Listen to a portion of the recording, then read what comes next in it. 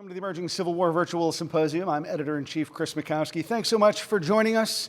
It's my distinct pleasure now to introduce my right hand at the blog, Sarah K. Bierle, Managing Editor of Emerging Civil War.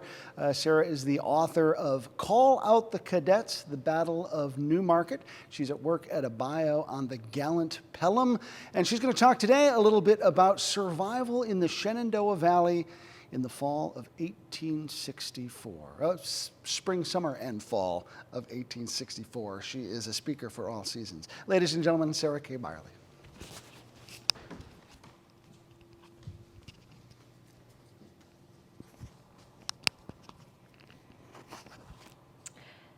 Thank you. Good morning, good afternoon, or good evening. I'm not sure when you will be seeing this, but thank you for taking time to join us for these historical presentations. Today, I'm going to be sharing a presentation entitled Survival: Medical Care During the 1864 Shenandoah Valley Campaigns. A few years ago, I was helping with an event, and it was themed around 1864, and I was trying to think of one word to describe the campaigns, the events, the political happenings of that year. And I decided on the word survival. Perhaps other words come to mind for you, but this was the one that I chose to explore in more depth. And I wanted to take a look particularly at the medical care, and I wanted to use the Shenandoah Valley campaigns of that year as the focus area to dig a little deeper on what medical care was like in the field for the wounded of the campaigns and battles of that year. By 1864, there's an idea of survival that is coming through in many of the primary sources. The glory of war has faded into a grim reality, and we see soldiers, officers, doctors, and civilians gritting through, knowing that the end will come and determined to live another day to hopefully see it. At the Battle of Newmarket, which occurred on Sunday, May 15th, 1864, there's a micro-study in this idea of how thoughts about the war have changed. Because the Virginia Military Institute Corps of Cadets, who have been summoned to act as reserves for the Confederate troops in battle, they have an idea of the glories of war, which is quickly shattered when they first come under fire on Shirley's Hill around noon of that battle day. Then, later in the afternoon, when Confederate General John C. Breckinridge makes the difficult decision to put the Corps of Cadets into line of battle to fill a gap in his line, they will have a much more up-close experience with war. As the cadets moved to take their position to fill the gap in Breckinridge's line, they had to move around a civilian house called the Bushong Farm. And as they split around the civilian home and the outbuildings and headed toward the orchard, their view might have been something like this, although it wasn't a sunny day. It was cloudy and raining on the actual battle day, but this would have been the view looking toward the orchard and the position that they would be taking on the battle lines beyond. And as the young men rushed through this area, there's a small event that happened. 19-year-old James Darden, who is a cadet, fell to the ground with a bad leg wound. About the same time he gets up, he tries to continue with his company, but he's hit again, this time in the left arm, and that leaves him gushing blood, probably hit in an artery. His young comrade, 17-year-old Thomas Garland Jefferson, also a cadet, sees what's happened to Darden, and he rips a canteen strap free and uses it to tourniquet Darden's arm. So how did Jefferson know how to take care of his fellow comrade? He was not medically trained, but in this instance, common sense and possibly skills that he had heard from veterans who had previously come and taught at Virginia Military Institute made the difference.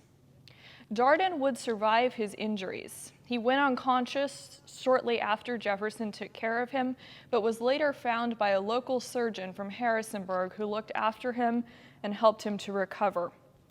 After Cadet Jefferson helped to bandage his comrade, he got up and followed after the rest of the Corps of Cadets to their battle position. He didn't get very far. A bullet slammed into his chest, leaving him mortally wounded. This opening story kind of sets the scene for some things that I'd like to talk about in today's presentation. Civil War medicine in the books that we read can be different than reality. We want to have this idea that medical care happened in a precise, organized, almost cookie-cutter fashion, which is good in theory, but it didn't always happen that way on the battlefields or in the campaigns themselves. I'm definitely not advocating to throw out your Civil War medical books. Read them. They have helpful information and are a great starting point for understanding the mentality that the surgeons were working with, the things that the soldiers knew about injuries going on to the battlefields. We learn what the surgeons thought. We can learn that biting on bullets wasn't really a thing during the Civil War. Anesthetic was in widespread use, and the transportation systems to move wounded were under great transformation. With this as a framework, we can go back to the primary sources, the soldiers' writings, the surgeons' writings, and see what was actually happening. And when we take a look at those primary sources, there is a confusing scene, and we start to find that seconds could make the difference between life and death. It wasn't always what happened on the operating table. Sometimes it was placing the tourniquet in the heat of battle. With this thought in mind, we're going to look at some accounts from soldiers, civilians, and surgeons from the Valley campaigns of 1864. We'll take a brief look at the Newmarket campaign, the Lynchburg and Washington operations, and then the campaign in the autumn. I'll be giving a brief military overview to help set the scene, and then we'll take a deeper look at the personal experiences of people directly involved. To help set the scene, let's talk about the Shenandoah Valley. It was a strategic area during the Civil War. Both sides, Union and Confederate, want to control it in all 4 years of the war. It's strategic because it offers a way to sneak through the mountains using the Blue Ridge as a shield and possibly threaten the other side's capital or at least extended flank of military operations. Both sides realize this, both sides want to control it. It also has the added value of being a very important agricultural production area for the Confederacy. It can feed the Army of Northern Virginia, and this will play into the Union strategy of wanting to control the area as well, and the Confederates desiring to defend it. As 1864 dawned, the Valley was a place of humiliation for Union troops. Those who had fought there were generally defeated, and the echoes of Stonewall Jackson's 1862 Valley campaign, which consisted of hard marches, hard-fought battles, and a lot of defeats for the Union side, still was in the minds of soldiers on both sides. There were these myths surrounding the Valley, which the Confederates liked to play into their triumphant memories, and the Union looked at with less enthusiasm. There were hospital towns, so places where soldiers would be transported after the battle and field hospital experiences. Winchester, which is in the northern part of the Valley, was frequently used as a hospital town by both sides. The town itself would change hands at least 76 times during the war. Stanton, which is in the middle of the Valley, was also regularly used by Confederates as a more hospital base, and there were some hospitals in Lexington, as well as other towns throughout the area. The Letterman system was in place and in use in the Union side by 1864, and this was developed by Dr. Jonathan Letterman, who was pioneering it in 1862. As the medical director for the Army of the Potomac, he wanted to come up with a way to get injured soldiers medical care as quickly as possible. And this included new forms of, or standardized forms of evacuation by stretcher, by ambulance, through first aid station to field hospital to more permanent base hospital, and eventually all the way to hopefully getting the soldier either home to recuperate, or if he needed to be more permanently furloughed or discharged, that was part of the system as well. Now, the Confederates used something similar to the Letterman system, but they didn't really call it that. And there had actually been some Confederate medical pioneering that happened in the Valley Campaign back in 1862. Dr. Hunter McGuire, who served as the medical director for Stonewall Jackson, and his command had been experimenting with ambulance evacuation and systems of evacuating the wounded that were really similar to what Letterman came up with on the Union side. As 1864 opens and the campaign season is on the horizon, Union General Ulysses S. Grant is promoted to Lieutenant General and takes command of all Union forces. Part of his overall strategic plan includes the Shenandoah Valley. Grant wants to put pressure on Confederate forces and keep them from reinforcing each other. In Virginia, he plans a three-pronged approach. The Army of the Potomac, joined by several other units, will advance through central Virginia in what we now call the Overland Campaign. Benjamin Butler would take the Army of the James and attempt to threaten Richmond. We now call this the Bermuda Hundred Campaign. And finally, the Shenandoah Valley plays a role as well. Union General Franz Sigel is supposed to take a force south in the Shenandoah Valley or up the valley and capture Stanton, which would also put pressure or tie up forces in the valley and put pressure on Lee's far left flank. So the New Market campaign opens, and on the map you will see some places that I want to go ahead and just take a moment to point out so that you can keep them in mind. So the Blue Ridge Mountains to the east, the Allegheny Mountains to the west form the Shenandoah Valley.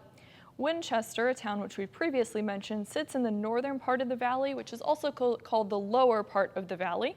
Elevation dictates a direction, so we say we're going up the valley when an army is moving south and down the valley when an army moves north, based on elevation and topography in the region. New Market, which we're going to talk about in this first part of the presentation, is located here, circled and underlined for easy reference. Harrisonburg, in this area, Piedmont, which we'll talk about later, is down here. Stanton, which was the objective of Franz Sigel and his Union Army in the New Market campaign, down here. And you'll notice that it's connected by railroad to the eastern part of the state, which was part of its strategic importance. And finally, you'll notice Lexington at the very southern end of the valley.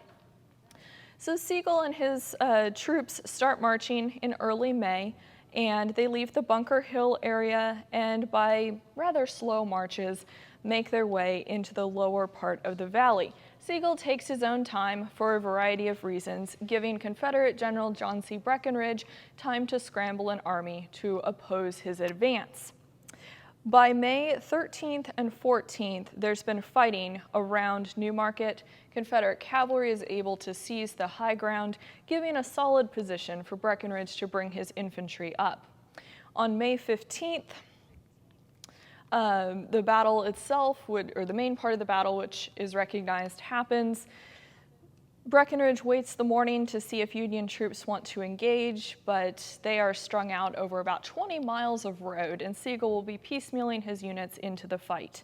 Around noon, Breckinridge decides to go on the offensive, puts his army into long lines of battle, and starts sweeping forward, and will eventually push Union troops through 3 defensive positions.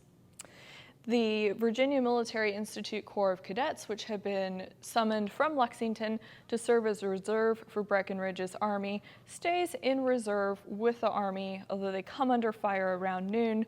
They'll go into that battle position, filling the gap in Breckinridge's line in the afternoon. And then the incident that we mentioned at the beginning of the presentation at the Bushong Farm occurs. Now, let's switch sides and take a look at the position of the next of the 54th Pennsylvania Infantry. So Union unit, they're sitting here with their left flank on the Valley Turnpike at the Battle of Newmarket. The Virginia Military Institute cadets are going to fill the gap in Breckinridge's line and be fighting over here. But I introduced the 54th Pennsylvania because we have a soldier who gives us some insight into care of the wounded and what's happening in this scene of battle. So George W. Gageby, who was a machinist at an iron works prior to the war, had enlisted in the 54th Pennsylvania. He initially served in the early parts of the war in the 3rd Pennsylvania Volunteer Infantry, then later re-enlisted in Company D of the 54th. And he fought with that unit until December 1864 when he was honorably discharged.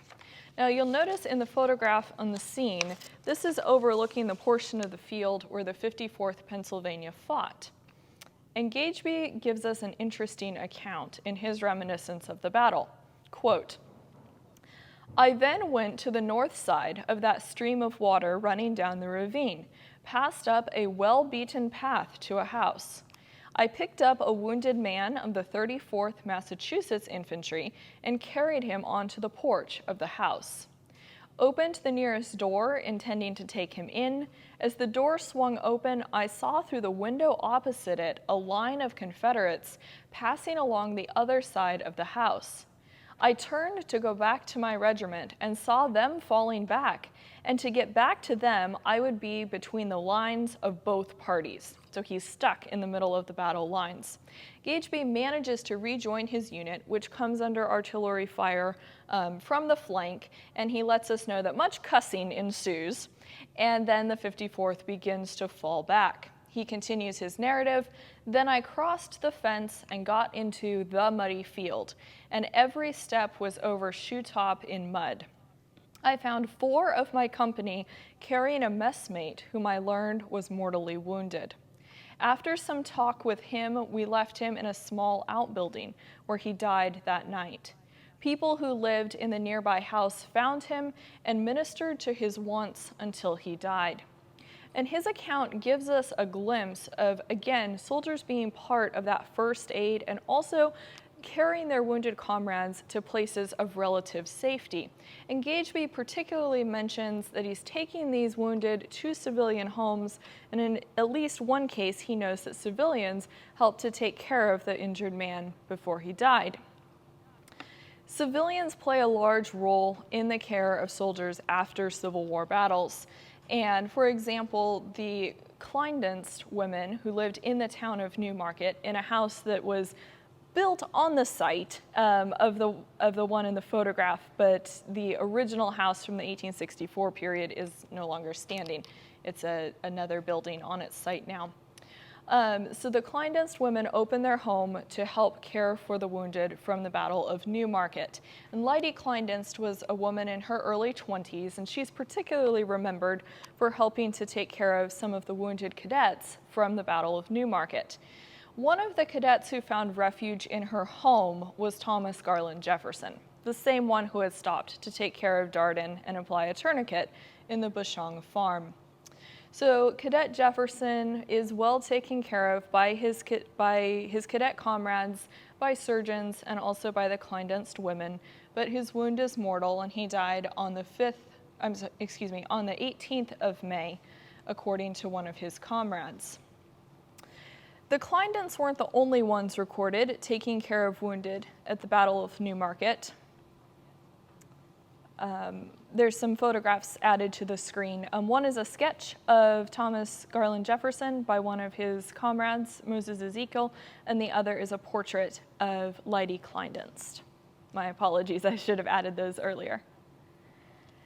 So there were some other civilians, many civilians actually, in Newmarket helping to take care of the injured, but I'd like to highlight the Unionist couple in town, Jesse and Solomon Rupert. And they were known for their Union sympathies, not particularly well liked by their Southern supporting neighbors.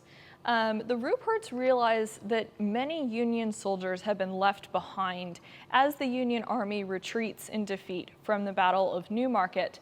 And they go out with a wagon and start bringing in Union wounded. They're placing them in a church, in their own home, and the school that they operated, and looking for places to shelter these guys to get them out of the storm. And there's a story that one of the Rupert's neighbors owned a large warehouse, and Jesse Rupert wanted him to open up the warehouse so that they could get more soldiers out of the rain, and he steadfastly refused because they were enemy soldiers and he didn't want to help enemy soldiers. And this made Jesse very upset, and she actually goes and she sees a Confederate unit moving through town, and she goes and she stands in the middle of the muddy street, and she appeals to this Confederate officer, tells him the situation, what's going on and what she needs. And he sends several men of his unit to tear open this civilian warehouse so that they can help get these wounded Union troops out of the rain. So some of the things that we can observe looking at these instances from the Battle of Newmarket is that battlefield first aid was often administered by comrades during the battle itself. And then also that untrained civilians could take a significant role in the survival or comfort of injured soldiers. The Battle of Newmarket ends in a Union defeat, and this adds to that string of defeats that are associated with Federal attempts in the Shenandoah Valley. So it's not very long before Franz Sigel is replaced, and there's another Union general who's going to attempt to take the valley. And this is David Hunter, and he has the Lynchburg campaign, which includes several battles and instances along the way. For example, the Battle of Piedmont happens on June 5th, 1864, which results in the death of Confederate General Grumble Jones. David Hunter brings intentional destruction to the Shenandoah Valley as he's moving south. He does burn the Virginia Military Institute in Lexington when he reaches that town in retaliation for the cadets' role at the Battle of Newmarket a few weeks earlier. Well, he doesn't come in entirely unopposed, and the Confederates under General Jubal Early oppose David Hunter at Lynchburg. There's a clash there on June 17th and 18th. Hunter retreats in defeat into West Virginia, which opens the door for the Confederates to control the Shenandoah Valley again.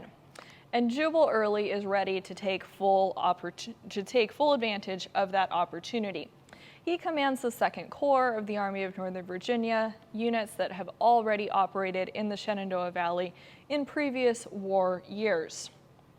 In some ways, the Valley is the 2nd Corps' playground. They learned war there under General Thomas J. Stonewall Jackson in 1862. And if the Valley is their playground, then Washington, D.C., the federal capital, is like the ice cream truck, and they all want to get there and get the prize.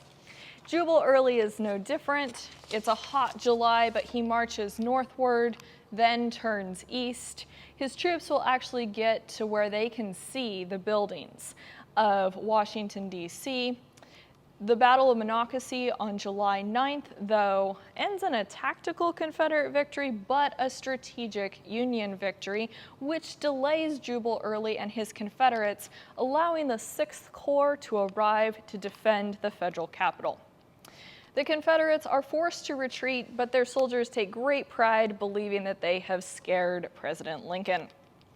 So, having done a quick overview of the summer operations through the region, I'd like to introduce you to the sergeant who's going to represent our campaign medicine.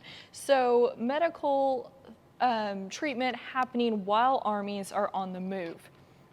So Sergeant Thomas D. Evans was 19 years old in 1864. He was 5 feet 7.5 tall. I love how specific it is in his military documentation. He's described as having a light complexion, brown eyes, auburn hair, and he had been a carpenter prior to his enlistment in 1862. Now, I found Thomas Evans's journal when I was doing research at the Huntington Library in San Marino, California. And I was interested because I knew he wrote some journal entries about the Newmarket campaign. He served in the 14th Pennsylvania Cavalry. And it was interesting what he wrote about Newmarket. I did end up using a quote in Call Out the Cadets, which was the book I did on the subject. But as I kept reading, I discovered that he was wounded during the Lynchburg campaign, and unfortunately my research time for that day ran out, and I didn't know what happened to him. And fortunately I had another day in that research session, and I made sure that I finished reading because I had to know what happened to this guy. Did he survive, and what was it like? Because he's telling us in this day-by-day journal what it's like to be wounded and on campaign. So his journal is very small. It fits in one's hand. It's a pocket journal. And he routinely writes about events on the marches, getting supplies, lots of information about the weather, and then some interesting medical entries, which I will share with you now. So on Tuesday, June 21st, as I was going through his journal, I noticed that there was a significant change in his handwriting, which is important to note when you're looking at these original primary sources. The text reads, for that entry, "We arrived at Salem at 8 a.m. We stopped there to cook our breakfast. The enemy tried to cut us off. They burnt several of our camps. Our regiment had a fight with them, and I was shot in the right arm, which broke it. Dr. Wynn dressed it. I was put in an ambulance." And I've added a photograph of a reproduction ambulance to the screen so you can kind of get a concept of what he's going to spend the rest of this campaign writing in. He keeps writing in his pocket journal. There's changes in his penmanship. Sometimes I think it's because he was in significant pain when that matches his entries. Other times I think he was right-handed, and so he's learning how to write neatly with the left hand. But it's very interesting to see his penmanship changing over this period. And he leaves a helpful record for helping us to understand what it was like to be moved while wounded on campaign. For example, on Friday, June 24th, so the third day after he's injured, we marched to White Sulphur Spring today, 17 miles. This is a very fine day. I got my arm dressed today. I rode an ambulance all day. We camped at White Sulphur Springs this evening. Now his wound isn't cared for again until the 28th of June, so 4 days later. We led out at 7 a.m. and marched about 13 miles. This is a very fine day. We met the supply teams today with crackers. I got my wound dressed today. I rode in an ambulance all day. 2 days later, on June 30th, we stopped all day today. It rained some today, and now things start to get serious. I had a touch of fever today. I immediately abstained from eating. Friday, July 1st, we marched to Camp Fayette today, 26 miles.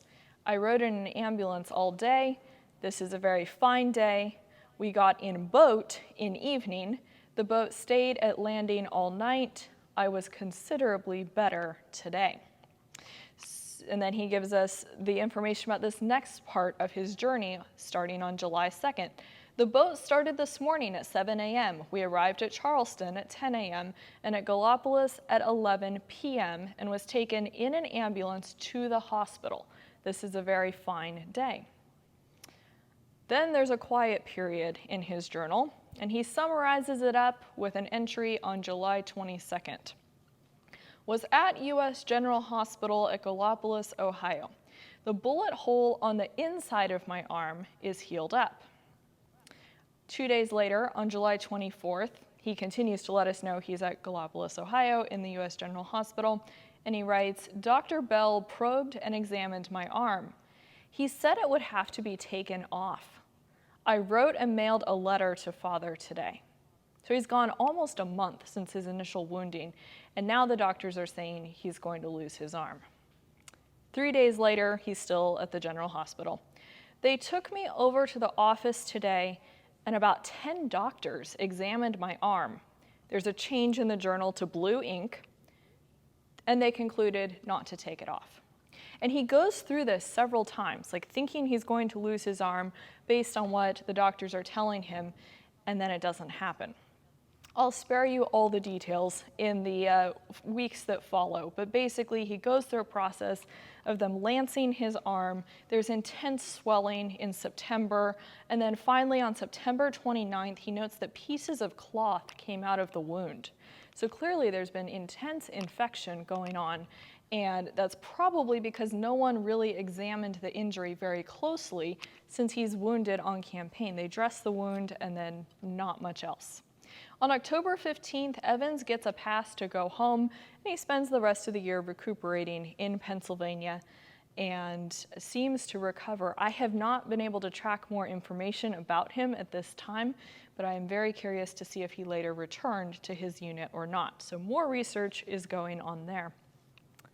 So what are some things we learned from Evans and the examples in the Lynchburg campaign? Just because medical evacuation was available doesn't mean it was comfortable. And that's something that I think we need to keep in mind as we read in our medical books from the era, oh, they had this great ambulance evacuation system. Yes, that's true, but what was it actually like for those who endured it?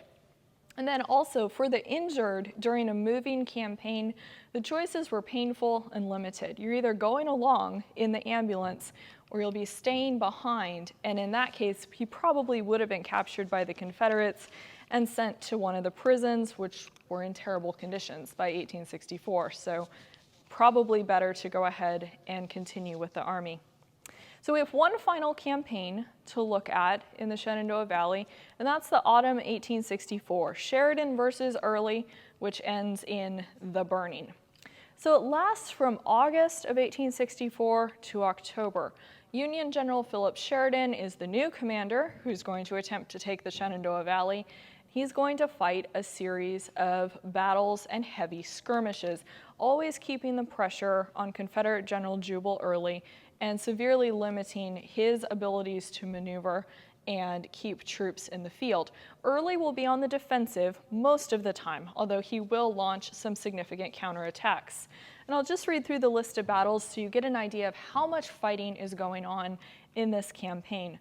Guard Hill takes place on August 16th, Summit Point, August 21st, Smithfield Crossing, August 25th through the 29th, Berryville, September 3rd through 4th, the third and final battle at Winchester on September 19th, fighting at Fisher's Hill on September 21st through 22nd, battle at Tom's Brook on October 9th, and then the Battle of Cedar Creek on October 19th. The Battle of Cedar Creek is a major counterattack launched by Early. It ends ultimately in defeat. Early is forced to retreat, which opens the lower and middle valley to Sheridan and his Union forces.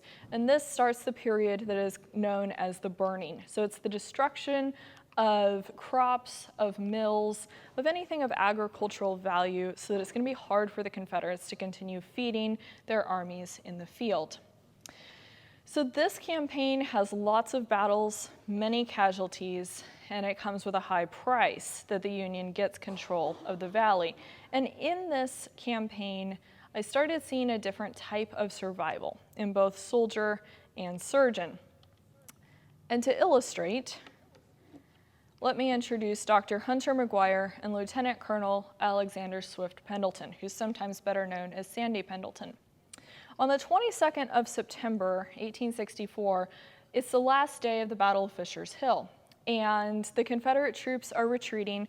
Pendleton, who is the chief of staff for the Confederate forces, is trying to help organize this retreat. He's on the front lines, he's riding a white horse. His friends tell him this isn't a good idea. He laughs it off and continues what he's attempting to do in organizing the retreat. Well, it's not very long before Pendleton is wounded. He's taken from his horse, placed in an ambulance, and transported about 6 miles to Woodstock, Virginia, and placed at Dr. Murphy's home. And it's at the Murphy's home that Hunter McGuire comes and finds him. Now, McGuire and Pendleton had been friends since 1861 when they first met and started serving on Stonewall Jackson's staff. They had been through a lot together, the majority of the battles and campaigns, Stonewall Jackson's death, lots of interesting things happened in camp that they went through and recorded together. So a very close friendship here. McGuire has to tell Pendleton that he's dying. McGuire offers to stay with his friend, and he actually does stay until midnight. And Pendleton is conscious up until that time. But Pendleton insists that McGuire must go back and rejoin the Army because there are more wounded who are going to need his care, and he doesn't want to have his medical friend captured. McGuire does leave around midnight. Pendleton is captured, and he's taken care of by federal surgeons and civilians. Pendleton dies on September 23rd, 5 days before his 24th birthday. Around October 4th, so time has gone on, Hunter McGuire gets word to Pendleton's family that he might be dead, but McGuire's not really sure. He's making a guess based on symptoms and what he observed before he left. All communication has been cut as the Army's shifted. There's no communication to Woodstock, where Pendleton was last seen and where he had ultimately died. It's not until October 17th that Pendleton's family knows for sure that their son, brother, and husband is dead. This was not the first or the last death of a friend for Dr. McGuire. Notably, he had attended General Jackson, who was a friend of his, amputated his arm and was at his deathbed. And then also in 1865, one of McGuire's brothers would be mortally wounded in the last days of the war. So if you think about the toll that this is taking on someone who is working in the medical field and trying to save lives, but is not able to save all, including his friends. To switch over to the Union side, Dr. Alexander Neal, I haven't been able to find a photograph of him, so we'll work with these photographs from a living history scenario. Dr. Alexander Neal was from West Virginia, and in the summer of 1863, he enlisted in the 12th West Virginia Infantry. He had a medical degree from Cincinnati College of Medicine and Surgery, and he serves as a surgeon with this unit during the war, and he fights through the autumn campaign. On October 21st, 1864, he writes a letter which gives us some significant insight into his mindset at the time. My dear friends, I again embrace the opportunity of writing you a line informing you that I am yet alive and well, notwithstanding we pass through another fiery ordeal on Wednesday, October 19th. It resulted in another brilliant victory to our arms and the complete rout of the rebel army. This is called the Battle of Cedar Creek, and was, if possible, more signally triumphant than any other battle we have fought. He goes on and gives details of the battle, but I'm going to skip ahead. We captured about 60 pieces of artillery and nearly all their wagon and ambulance train. Also took some 3,000 or 4,000 prisoners. He specifically notes taking the Confederate ambulances. Now he goes into the reports of the casualties. Our division commander, Colonel Joseph Thoburn, who has been commanding either our brigade or division all summer and was one of the bravest men who ever lived and who that day fought his 25th battle, was killed. I can scarcely realize that he is dead. He was so brave, so kind. He was the colonel of the 1st Virginia, a physician by profession and a surgeon of the same regiment in the first 3 months of service. Captain P.G. Beer, Crook's assistant adjutant general, was mortally wounded and died. He was formerly a lieutenant in my regiment and a very efficient officer and an intimate friend of mine. But to mention the names of my friends who fell that day on the battlefield would be unnecessary. There were so many of them. To go over the battlefield the next day after the battle was a great but common sight to me, as it was the 10th battle I have been in this summer and fall. He concludes his letter saying, Surgeon Shannon of the 116th Ohio Regiment was mortally wounded that morning in the panic. He was an intimate friend of mine and an efficient medical officer. I have not time nor space to write you particulars as I am very busy, and hoping you are well, I remain your son, Alex. So we see through these examples that surgeons had their own mental battle for survival. And for some, the loss of friends would never be eased, but through Alexander Neal's letters, we're also seeing a repeating theme that by 1864, death was becoming somewhat commonplace for these men. As we look at the primary sources and the historical accounts from these campaigns in the Shenandoah Valley, we find that many of the facts we know about Civil War medicine are supported, but the actual situations were often messier, more chaotic, and emotion-filled than a strict understanding of the medical process presents. It is important to understand the military medical theories and practices that were developed during the Civil War, but we have to remember to study those examples in action and see how they actually worked. Surgeons and their medical personnel, though skilled and dedicated, were not the only ones providing aid on the battlefields and at improvised hospitals. Life might be saved by a quick-thinking comrade when a surgeon was still minutes or miles away. Civilians frequently stepped in by necessity and compassion to help with the sick and injured.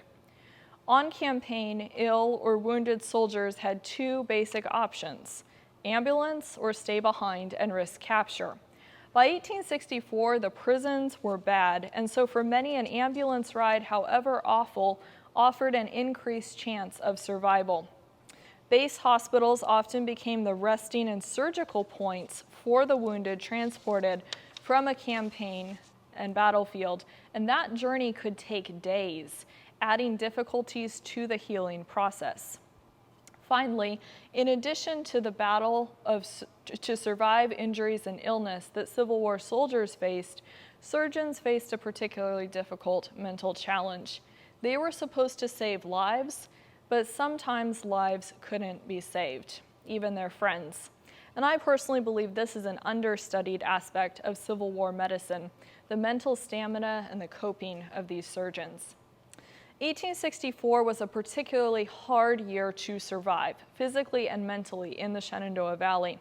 With fast-paced campaigns, increasing casualty numbers, and various forms of destruction and atrocities, the beautiful landscape of the valley presented a gauntlet of horrors for the living soldiers, officers, and surgeons.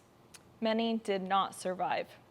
Those who did outlive the year bore seen or unseen scars from their experiences. Survivors. When we think of James Darden, George Gageby, Lyde Kleindienst, Jesse Rupert, Thomas Evans, Hunter McGuire, and Alex Neal, and their roles or incidences in Civil War medicine, we need to think of them as strong survivors. Whether they fought against pain, appealed to an enemy's kindness, gritted through a long journey, or somehow found the courage to pick up a knife and suturing threads again, these men and women represent hundreds and thousands who had similar experiences. In the 1828 Webster Dictionary, the word survive is defined to remain alive. This closer look at Civil War medicine and the Shenandoah Valley campaigns reminds us that survival, personal and national, physical and mental, was a significant part of the war struggle in 1864. Thank you.